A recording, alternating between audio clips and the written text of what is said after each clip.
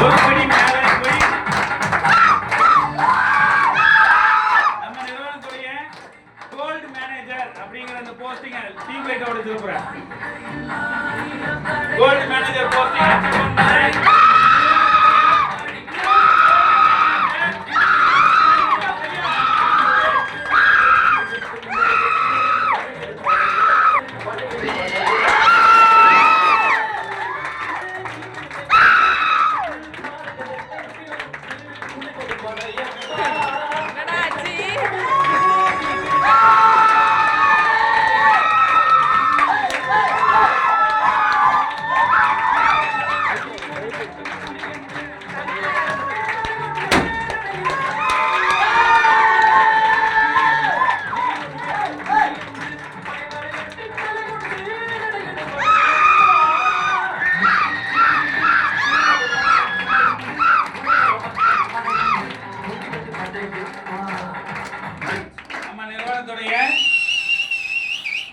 இந்த பதவியையும் சும்மாலாம் தொற்ற முடியாது, சும்மாலாம் அடைஞ்சிட முடியாது. கோல்டு மேனேஜர், அந்த கோல்டு மேனேஜருக்கான மெடலை கொடுத்துடலாமா? நிறுவனத்தின் சார்பா நியூ கோல்டு மேனேஜரை அன்பாலையும் நம்பிக்கையாலையும் அவங்களுடைய உழைப்பாலையும் இன்னைக்கு வந்திருக்காங்க. நல்ல நல்ல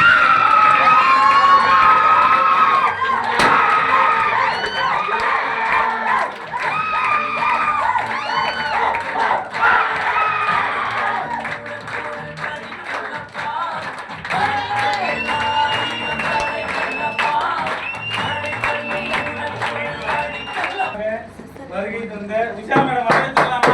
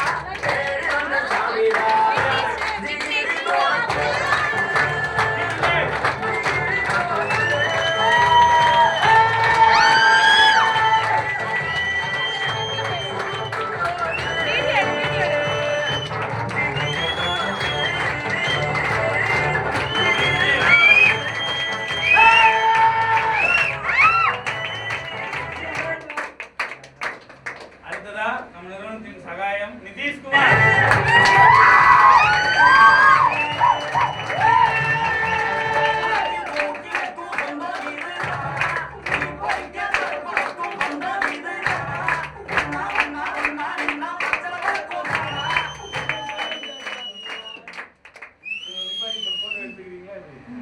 ஃபைனலா எடுத்துக்கிறீங்களா? ஓகே சரி, அப்ப எல்லாம் ரெடி.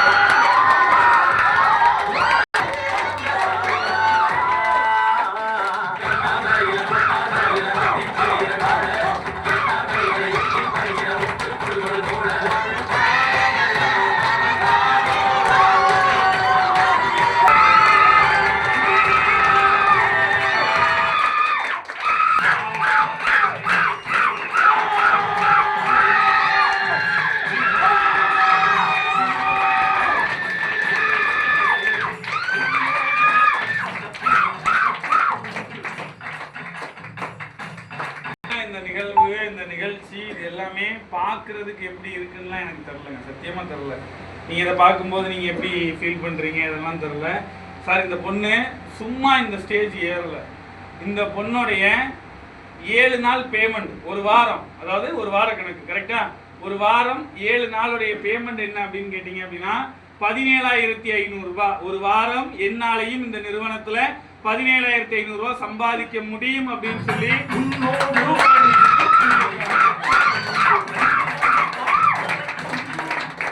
சும்மா கொடுக்கல கம்பெனி, சும்மா கொடுக்கல. அந்த ரெகக்னைசேஷனோ அந்த பதவியோ அவங்களுக்கு எதுவுமே சும்மா இன்னைக்கு இந்த டைமை வந்து வேஸ்ட் பண்ணணும், நல்ல நாள் எதுவுமா வேஸ்ட் பண்ணணும்லாம் கிடையாது.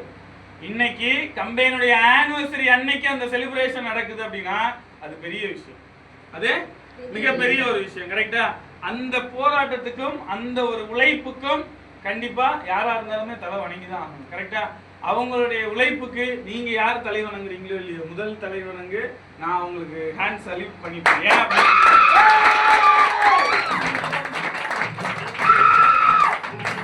ஏன் அப்படின்னு கேட்டீங்கன்னா கோல்டுங்கிறது சும்மா கிடையாது, தங்கத்தை கூட இன்னைக்கு வாங்கிடலாம். ஆனா இந்த கோல்டு மேனேஜர் அப்படிங்கிற போஸ்டிங்க தவம் இருந்து அடிக்கணும், அவங்களால மட்டும்தான் அந்த நிறுவனத்துல கோல்டு. இன்னைக்கு பிளாட்டினம் விட ஒரு படி மேல நிக்கிறாங்க கரெக்டா, கரெக்டா.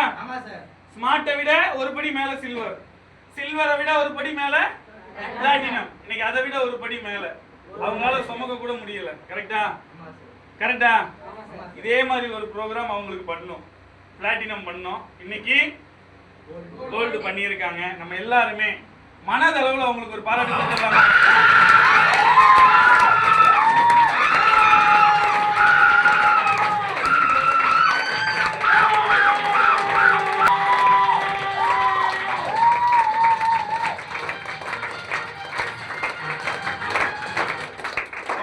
வார்த்தைகள் பேச வச்சிடலாமா, பேச வச்சிடலாமா. அவங்க எப்படி இந்த பிசினஸ்க்கு வந்தாங்க, யார் வாய்ப்பு கொடுத்தாங்க, இந்த பிசினஸ் இன்னைக்கு எப்படி பண்ணிட்டு இருக்காங்க, இன்னும் எப்படி பண்ணுவாங்க, அவங்க கீழே இருக்கிறவங்க என்ன பண்ண போறாங்க, அவங்க எடுத்த லெவலுக்கு எங்க கொண்டுட்டு போறாங்கிறத தெரிஞ்சுக்கலாமா, பேச வச்சிடலாமா, பேச வச்சிடலாமா. நல்ல ஒரு கிளாஸ்.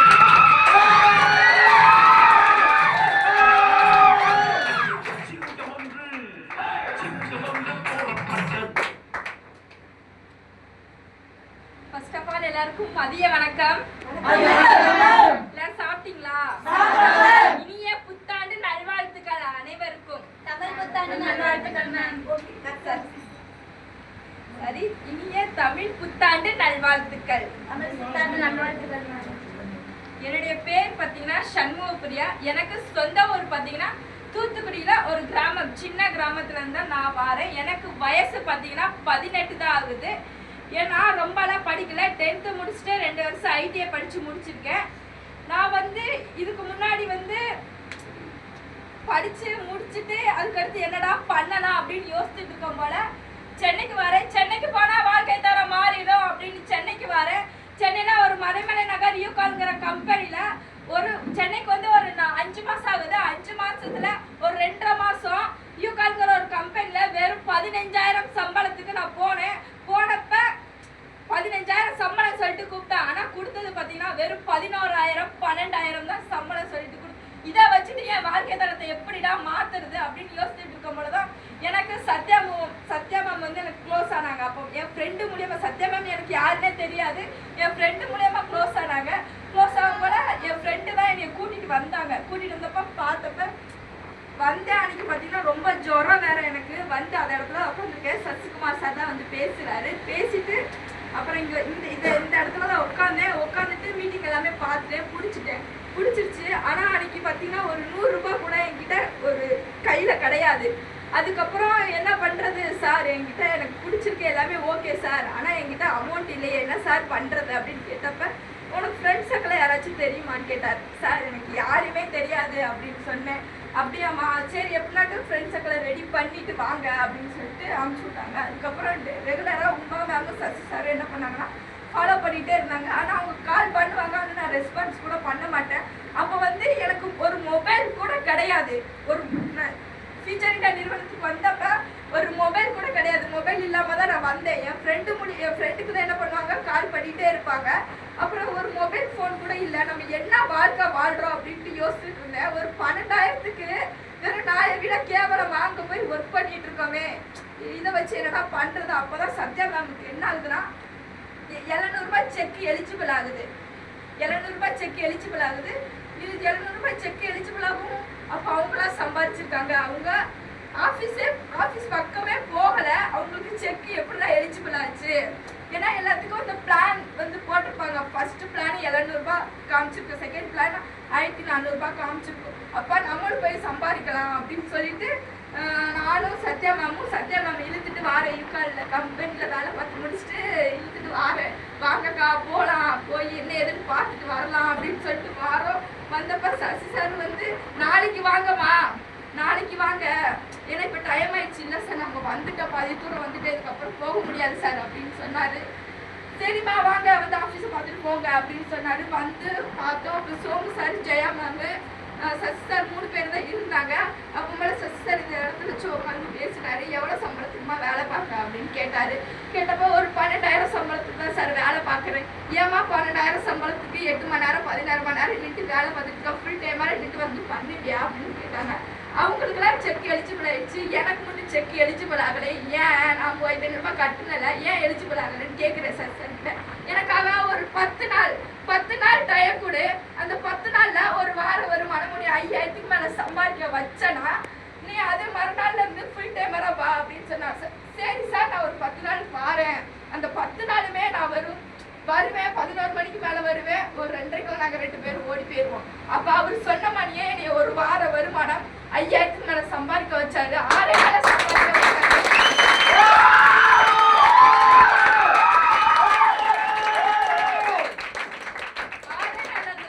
சம்பாதிக்க வச்சாரு. 7வது நாள் அந்த சார் கிட்ட போய் சொல்றேன், சார் நான் இனிமேல இருந்து நீங்க என்ன சொன்னாலும் கேட்குறேன் சார், நீங்க என்ன சொன்னாலும் தயார் சார், நான் என்ன வேணா அதுக்கு பண்றேன் அப்படின்னு சொல்லிட்டு. அதுக்கப்புறம் பார்த்தீங்கன்னா எனக்கு அம்மா அப்பாலாம் கிடையாது. அம்மா அப்பா இந்த காலத்தில் பொண்ணு இருந்தால் நகை போட்டு கல்யாணம் பண்ணி கொடுக்க முடியாது அப்படின்னு சொல்லிட்டு தூக்கி போட்டு போயிட்டாங்க. பாட்டி தத்தா தான் எடுத்து வளர்த்தாங்க. எடுத்து வளர்த்துட்டு இருக்கவங்கள ஐயோ பாட்டி வந்து என்கிட்ட இந்த பிஸ்னஸை நான் எடுத்தப்ப பாட்டி வந்து என்கிட்ட ஒரு 2 மாதம் பேசவே இல்லை.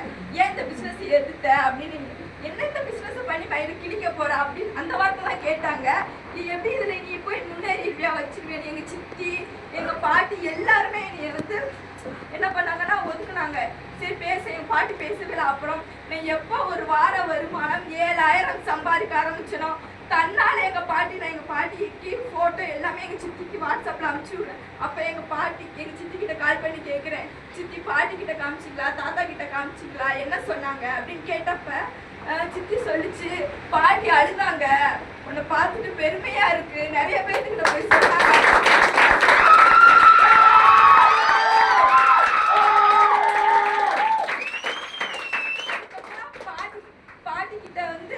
பாட்டிக்கிட்ட கொடுங்க, நான் பாட்டிக்கிட்ட பேசணும், ரொம்ப நாள் ஆச்சு, நான் பாட்டிக்கிட்ட பேசணும் அப்படின்ட்டு பாட்டிக்கிட்ட பேசுறேன். பாட்டி என்ன செய்யற பாட்டி அப்படின்னு சொல்லிட்டு கேட்கும்போது ரொம்ப பெருமையா இருக்குமா, நீ நல்ல இடத்துலதான் போய் இருக்க அப்படின்னு சொன்னாங்க. அப்புறம் சோமு சார், ஜெயா மேம் எல்லாத்தையும் ஒரு நாள் உமா மேம் கூட எங்க பாட்டிக்கிட்ட பேசினாங்க. நான் மரமலை நகர்ல இருந்து ரூம் மாறி வர்றது ஹாஸ்டலுக்கு மாறி வந்தேன். அதுல ரொம்ப சிக்கல்லாம் இருந்துச்சு. அங்கேருந்து நீ ஹாஸ்டலுக்கு விடவே மாட்டேன்ட்டாங்க ஹவுஸ் ஓனர் எல்லாருமே. நீ அங்கே போனேன்னா அவங்க ஏமாத்திடுவாங்க, வச்சிருவாங்க அப்படின்னு எல்லாம் அந்த தடைகள்லாம் தாண்டி தான் நான் ஹாஸ்டலுக்கே வந்தேன். ஹாஸ்டலுக்கு வரவும் மேம் நீங்கள் எங்கள் சித்திக்கிட்ட எங்கள் பாட்டிக்கிட்ட பேசி கொடுங்க மேம் அப்படின்னு சொல்லிட்டு உமா மேம் எல்லாம் பேச வச்சேன். அப்புறம் உமா மேம் பேசி கொடுத்து ஹாஸ்டலுக்கு வந்து இப்போ வந்து அருண்குமாரையும் மோகனச்செல்வியும் அவரை எப்படி பிளாட்டினம் மீட்டர் அடிக்க வச்சனோ, இப்போ நம்மளுக்கு கீழே உள்ளவங்கள அவங்கள ஒரு வாரம் வருமானம் 10,000 சம்பாதிக்க வச்சாதான் நம்ம இந்த வாரம் 20,000 சம்பாதிக்க முடியும். கீழே உள்ளவங்கள சம்பாதிக்க வச்சாங்களே, மேல உள்ளவங்க ஆட்டோமேட்டிக்கா சம்பாதிப்பாங்க. நீங்க அதை மட்டும் பண்ணுங்க. அதே மாதிரிக்கு உங்க அப்ளைனர் என்ன சொல்லி கொடுக்குறாங்களோ அதை நீங்க அவங்க பேச்சை கேட்டு அவங்க ஏன் எதுக்குன்னு கேட்காம நீங்க பண்ணீங்கனாலே நீங்க நல்ல ஒரு இன்கம் சம்பாதிக்கலாம். அவங்க மேல தூக்கி கொண்டுதான் பார்ப்பாங்களே தவிர கீழே தள்ளிவிட யாருமே பார்க்க மாட்டாங்க. நம்ம வந்து சொந்தக்காரங்க வீட்டுல இருக்கிறவங்க தான் நம்மளை கீழே தள்ளிவிட பார்ப்பாங்களே தவிர வேற யாருமே இந்த உலகத்துல நம்மளை மேல கொண்டு போறதுக்கு யாருமே பார்க்க மாட்டாங்க. அதுக்கடுத்து வந்து நான் வந்து எம்டி சாருக்கு ரொம்ப தேங்க்ஸ் சொல்லிக்கிறேன். ஏன்னா அவர் இந்த ஃபியூச்சர் இந்தியா நிறுவனத்தை வந்து ஓபன் பண்ணலைன்னா இந்த இடத்துக்கு நான் வந்திருக்க மாட்டேன், இந்த இடத்துல இருந்திருக்க மாட்டேன், இவ்வளவு தூரத்துக்கு ஒரு வார வருமானம் 17,500 ரூபாய் சம்பாதிச்சிக்க மாட்டேன். அவருக்கு ரொம்ப நன்றி.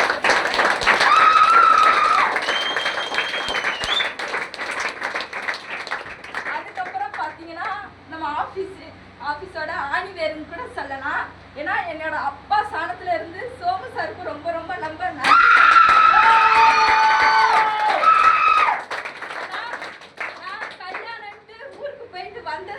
ஒரு மாதிரியாவே இருந்து என்னமா ஏதாச்சு அப்படின்னு போன வாரம் இதே இடத்துலதான் உட்கார வச்சு சசி சாரி என்னையும் பேசினாரு. மறுநாள் இருந்து சரிம்மா வீடு போனது போச்சு, அதெல்லாம் எல்லாத்தையுமே மறந்து இப்ப ரீசெண்டா ஸ்டார்ட் பண்ணு அப்படின்னு சொன்னாரு.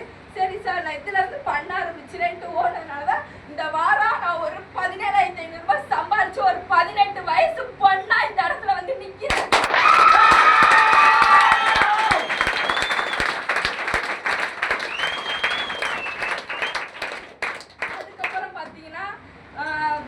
எங்க அம்மா ஸ்தானத்துல பாத்தீங்கன்னா ஜெயா மேம், அவங்களுக்கு ரொம்ப ரொம்ப ரொம்ப இப்படி சொல்லியிருக்க மாட்டாங்க. நல்லா ட்ரெஸ் போடு, நல்லா தலைவாரு, பொட்டு வை, பூ வச்சதான் பொண்ணுங்களுக்கு அழகு அப்படின்ட்டு அவங்க தான் நீ கொஞ்சமா எல்லாத்தையும் மாத்துறது எல்லாமே ஜெயா மேம் தான். அவங்களுக்கு ரொம்ப ரொம்ப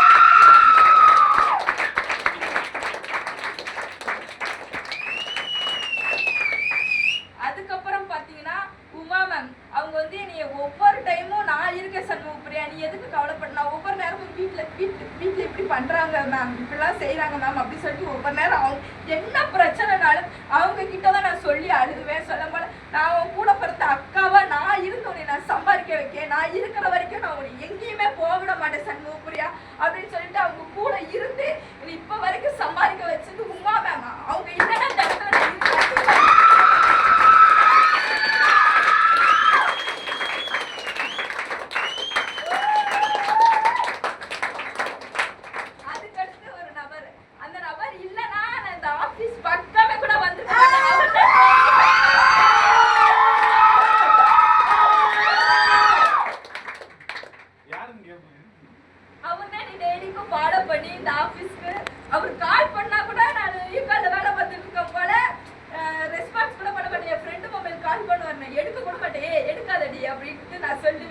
அதுக்கப்புறம் ஒரு நாளைக்கு ஆரம்பிக்கிட்டேன். என் அண்ணன் ஸ்தானத்துல நான் எங்க வீட்டுல வந்து எனக்கு தம்பி மட்டும்தான். நானும் என் தம்பி கிட்ட நான் பேசிக்க மாட்டேன். எங்க அம்மா கூட எங்க அம்மா என்னை பாப்பாங்க வைப்பாங்க. ஆனா இப்ப நான் ஊருக்கு போனப்ப எங்க அம்மா தன்னால எங்க வீட்டு வாசப்படிக்கு வந்தாங்க. வாசப்படிக்கு வந்து என் பிள்ளை அப்படின்னு சொல்லிட்டு வந்து நின்னாங்க. இப்பதான் அவனுக்கு பிள்ளையா தெரியலனா, இது வரைக்கும் எனக்கு தெரியலையா, நகை போட முடியாதுன்னு தூக்கி போட்டு போனேன், இப்ப எதுக்கு பிள்ளைன்னு வர அப்படின்னு சொல்லிட்டு கேட்டேன். எனக்கு கூட பிறந்த அண்ணன் அக்கால இல்லைன்னு நினைச்சு ரொம்ப நான் வருத்தப்பட்டிருக்கேன். கூட பிறந்த அண்ணனை சசிகுமார்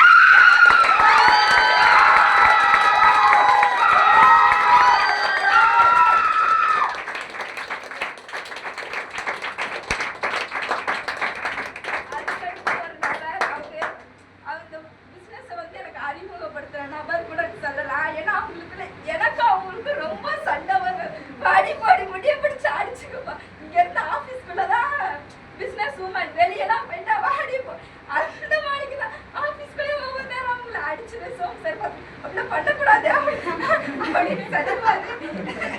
நான் மாமியார் கூட சொல்லலாம், அவங்க மருமகன் கூட சொல்லலாம்.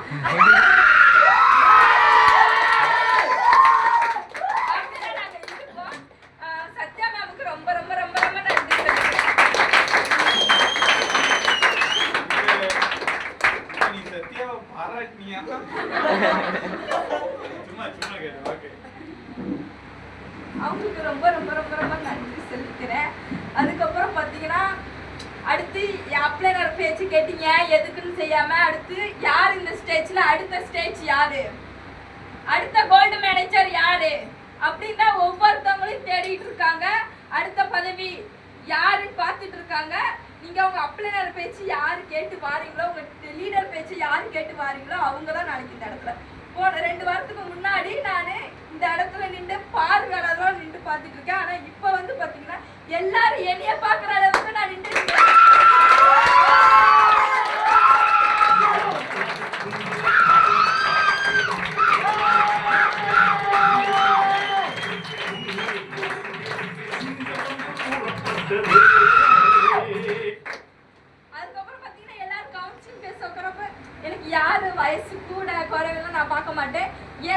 நான் எந்த இடத்துல ஆனா இந்த இடத்துல உட்காந்து எனக்கு எல்லாமே தெரியும் அவங்களுக்கு எதுவுமே தெரியாது அப்படின்னு சொல்லிட்டு நான் உட்காந்து பேசி இப்போ நான் கவுன்சிலிங் கொஞ்சம் நல்லா பேசிட்டு இருக்கேன். அதுக்கப்புறம் பார்த்தீங்கன்னா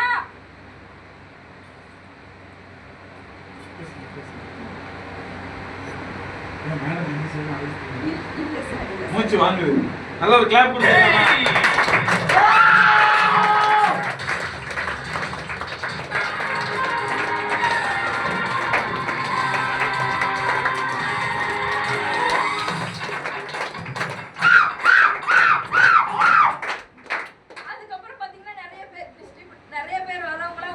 வயசு எத்தனைன்னு கேட்பேன்.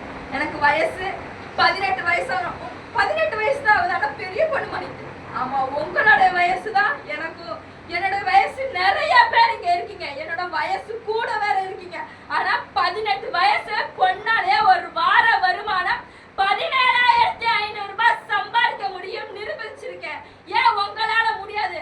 இது உங்களுக்கான ஸ்டேஜ். இது யாருக்கான ஸ்டேஜோ இப்ப இவங்களுக்கு தான் அவங்களுக்கு தான் கிடையாது. நிறைய பேருக்கு இந்த ஸ்டேஜ் உங்களுக்கான ஸ்டேஜ். அடுத்த வாரம் யாரு கோல்டு மேனேஜர் அப்படின்னு சொல்லி பார்த்துட்டு இருக்காங்க. அடுத்த வாரம் இதே இடத்துல நானும் எமரால்டு மேனேஜர் அடிச்சு என்னோட டீமையும் gold manager, platinum leader, silver leader, smart achiever அடிச்சு இந்த இடத்துக்கு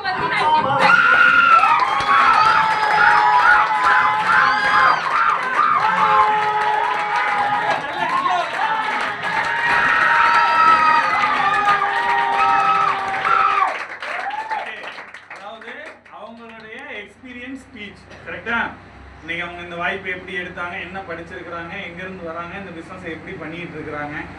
சார், இது வெறும் கதையா பார்த்தா கதையா இருக்கும். இதுல உண்மை இருக்கு, இதுல உயிர் இருக்குன்னு நினைச்சீங்கன்னா நாளைக்கு இந்த ஸ்டேஜ் உங்களுக்கும் 100% சொந்தமாகும். ஆகணும்னு நினைச்சு ஓடுற அத்தனை பேருக்குமே சொந்தமாகும். எங்களுக்கு ரொம்ப ஹாப்பி. உங்க யாருக்குமே சண்முகப்பிரிய ஆரம்பத்துல எப்படி வந்துச்சுன்னு தெரியாது இல்லையா? இப்ப உங்க எல்லாரையுமே ஆரம்பத்துல ஒரு போட்டோ எடுப்போம், ஞாபகம் இருக்கா? Yes sir. ஜாயின் பண்ணும்போது அவங்களையும் எடுத்துருப்போமா மாட்டோமா? Yes sir. அந்த போட்டோல பாருங்க சண்முகப்பிரியா அக்கா எப்படி இருக்காங்க, இன்னைக்கு எப்படி இருக்காங்க, இன்னைக்கு இந்த கோல்டு மேனேஜரா எப்படி இருக்காங்கங்கிறத பாருங்க. ஒரே ஒரு விஷயம் தான் சார், முடியுமா நினைச்சா வெற்றி நம்ம பக்கம் வராது. முடியுங்கிறவங்க கிட்ட மட்டுமே வெற்றி சொந்தமாக்கப்பட்ட வார்த்தை. கண்டிப்பா சண்முகப்பிரியா இதோட நிறுத்தாம இன்னும் மேலும் மேலும் அவங்க சொன்ன மாதிரி அடுத்த வாரமே எமரால்ட், தனக்கு கீழே கோல்டு, அடுத்து நிறைய பிளாட்டினம் லீடரை உருவாக்கணும் அப்படின்னு சொல்லி நல்ல ஒரு மனதளவுல பாராட்டு.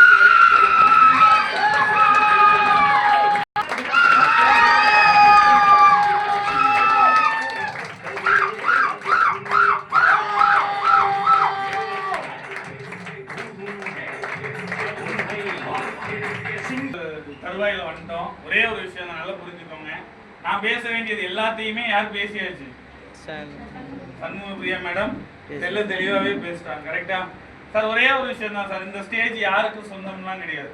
இங்க இருக்கிற யார் நினைச்சாலும், யார் உழைப்பு போட்டாலும் எல்லாராலையுமே இந்த ஸ்டேஜ் என்ன பண்ண முடியும்? சொந்தமாக்க முடியும். யாரால சொந்தமாக்க முடியும்? அதுதான் விஷயம். யார் நினைச்சா முடியும் அப்படின்னு கேட்டீங்கன்னா, எண்ணம், செயல், சிந்தனை, இந்த மூணுமே ஒரே மையத்துல இருக்கணும். சுத்தி 1000 நடக்கலாம், சுத்தி 1000 விமர்சனம் நடக்கலாம், 1000 பிரச்சனைகள் வரலாம். அதை நீங்க ஃபேஸ் பண்ணக்கூடிய விதத்தை பொறுத்து தான் இருக்கு. ஒரு கல்லை இப்படி வச்சு பாத்தீங்கன்னு வைங்களேன், அது பெரிய கல்லா தெரியும். கொஞ்சம் தூரமா வச்சு பாத்தீங்கன்னா அவ்வளவுதான். கஷ்டம்னா இப்படி வச்சு பாத்தீங்கன்னா தான் அது கஷ்டமா தெரியும். அதை தூரமா வச்சு பாத்தீங்கன்னா தெரியாது, ஒண்ணுமே இல்ல. ஒரு பிளேட் எடுத்து லைட்டா வெட்டிக்கோங்க, வலிக்குமா வலிக்காதா? வலிக்குமா வலிக்காதா? கண்டிப்பா வலிக்கும்ல. இந்த கையே இல்ல, இப்ப எது வலிக்கும்? புரியலையா? ஒரு பிளேட் எடுத்து இந்த கையை வெட்டிக்கும், வலிக்குமா வலிக்காதா? சுருக்குன்னு வலிக்கும். கரெக்டா? அதுக்கப்புறமா இந்த கையே வெட்டுப்பட்டுருச்சு, கையே இல்ல. இப்ப எந்த வலி அதிகமா இருக்கும்? கை இல்லாத வலி. அப்ப இந்த வலி மறைஞ்சு போச்சு. கரெக்டா? அப்ப நீங்க வாழ்க்கையில எதை பெருசா பாக்குறீங்களோ, எதை பெருசா பாக்குறீங்களோ அதுதான் உங்களுக்கு கிடைக்கும். அதுதான் சொன்னாங்க, எண்ணம் போல் வாழ்க்கை. உங்களுடைய எண்ணங்கள் நல்லா இருக்கும் பட்சத்துல நீங்க பண்ணணும்னு நினைக்கக்கூடிய விஷயத்த நீங்க தெளிவா கத்துக்கிட்டு கரெக்டா பிளானிங்கோட பண்ணீங்க அப்படின்னா எல்லாராலையுமே இந்த ஸ்டேஜ் என்ன பண்ண முடியும்? ஏற முடியும். இன்னைக்கு நம்ம நிறுவனத்துல பாத்தீங்க அப்படின்னா ஃபர்ஸ்ட் இயர் ஆனிவர்சரி. கரெக்டா? அது கூடிய சீக்கிரத்தில் நம்ம பிரம்மாண்டமா என்ன பண்றோம் அப்படின்னா பிளான் பண்ணியிருக்கோம். அது இங்கேயா இல்ல அவுட்டர்லையா காஞ்சிபுரத்துலையா அப்படிங்கிறது தெரியல. அந்த டேட் கொடுப்போம். நம்ம எல்லாருமே நிறுவனத்தின் சார்பாகவும் எம்டியுடைய கோட்டைக்கு போய் நம்ம என்ன பண்ண போறோம், அந்த இடத்துல நம்ம வந்து செலிப்ரேஷன் பண்ண போறோம். அதுல மினிமம் அந்த பிளாட்டினம் லீடருக்கான ரெகக்னைசேஷன் எல்லாருக்குமே கொடுப்பாங்க. ரைட்டா? ஒரே ஒரு விஷயம் புரிஞ்சுக்கோங்க சார், இதையும் பார்த்து இவ்வளோ நேரம் நடந்த விஷயத்தையும் பார்த்து உங்களுக்குள்ள இருக்கிற தயக்கத்தையோ உங்களுக்குள்ள இருக்கிற பயத்தையோ உடைக்காம நீங்க உட்காந்துட்டு இருந்தீங்கன்னு வைங்க, கடைசி வரைக்கும் நீங்க உட்காந்துட்டு தான் இருக்கணும். ஒரு பார்வையாளரா உட்காந்துட்டு தான் இருக்கணும். அதை மீறி அடிச்சு அடுத்த வாரம் இந்த ஸ்டேஜ்ல நான் வரணும்.